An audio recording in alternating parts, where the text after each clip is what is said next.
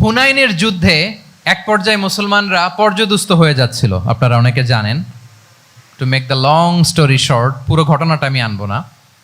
সাহাবারা দিক বিদিক ছুটতে আরম্ভ করলো, পাহাড়ের উপর থেকে এমন প্রবল বেগে তীর ছোড়া হচ্ছিল, সাহাবারা টিকতে পারছিলেন না, কেউ এদিকে কেউ ওদিকে।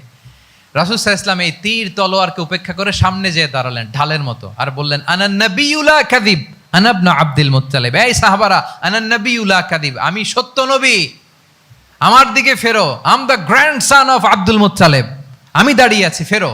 রাসূল সাল্লাল্লাহু আলাইহি ওয়াসাল্লামের যখন এই সাহসী স্টেটমেন্ট তারা পেলেন, আবার আল্লাহু আকবার ধ্বনি নিয়ে সাহাবারা সামনের দিকে এগিয়ে গেছেন। এই যে আগালেন, আর পিছু ফিরলেন না, হুনাইন জয় করেই ছাড়লেন। আল্লাহু আকবার। তাহলে ইতিহাসের পরতে পরতে, সিরাতের পরতে পরতে আমরা দেখবো যে রাসূল সাল্লাল্লাহু আলাইহি ওয়াসাল্লাম হি ওয়াজ এ হাইলি কারেজাস, অনেক সাহসী একজন ব্যক্তিত্ব ছিলেন, অত্যন্ত সাহসী পুরুষ ছিলেন। তাহলে নেতা হইতে হইলে তার কি লাগবে? সাহসিকতা লাগবে, তার তো লিড দিতে হবে ফ্রন্ট লাইন থেকে।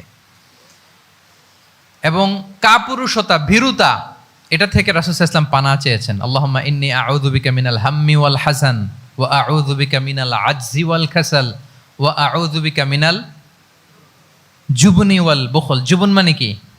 ভীরুতা, কাপুরুষতা। হে আল্লাহ, আমি ভীরুতা থেকে, কাপুরুষতা থেকে পানাহ চাই। আমরা যেন কাপুরুষ না হই, আমরা যেন ভীরু না হই, আমরা যেন সত্যের বীর সেনানী হয়ে আবু সাঈদের মতো এরকম দুই হাত প্রসারিত করে দাঁড়াতে পারি, ঠিক কিনা? এই যে কারেজাস আবু সাঈদ, হ্যাঁ, is the icon of courage of Bangladesh, কি বলেন?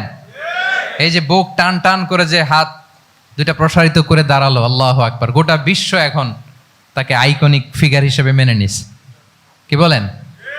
গোটা বিশ্ব তাকে চিনছে, তার জন্য দোয়া করছে। তাহলে courage it's an essential leadership trade, এটা লাগবে প্রিয় ভাইয়েরা। আল্লাহ তাআলা এই কারেজ, এই সৎ সাহস দিয়ে আমাদেরকে ধন্য করুক।